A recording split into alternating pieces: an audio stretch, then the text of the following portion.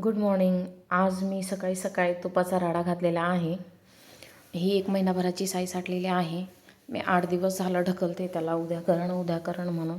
शेवटी किती दिवस ढकलणार आहे, कधी ना कधी ती करायचंच होतं मला. तो आजचा दिवस मी ठरवून घेतला. मी रोजचं 2 लिटर दूध घेते आणि दूध घरगुती आहे, त्याच्यामुळं क्वालिटी चांगली भेटते. आणि तुम्ही साई बघून ठरवू शकता की क्वालिटी कशी असेल म्हणून.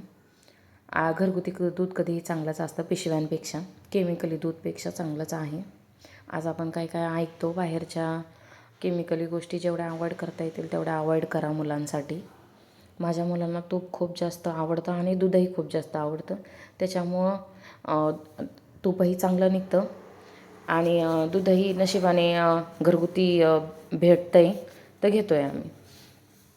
तर ही मला एक म्हणायचं होतं की ज्या आईवडिलांना शहरात राहतो आहे म्हणून वाटतं की आमच्या मुलांना घरगुती वस्तू भेटत नाही आहेत, आमच्या मुलांना ऑर्गॅनिक नॅचरल गोष्टी भेटत नाहीत खायला, शहरात राहतो आहे म्हणून सगळ्या गोष्टी केमिकली खावा लागतात त्यांना.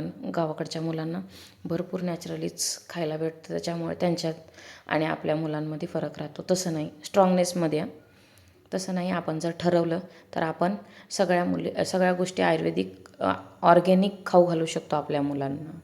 आपल्या ठरवण्यावर आहे.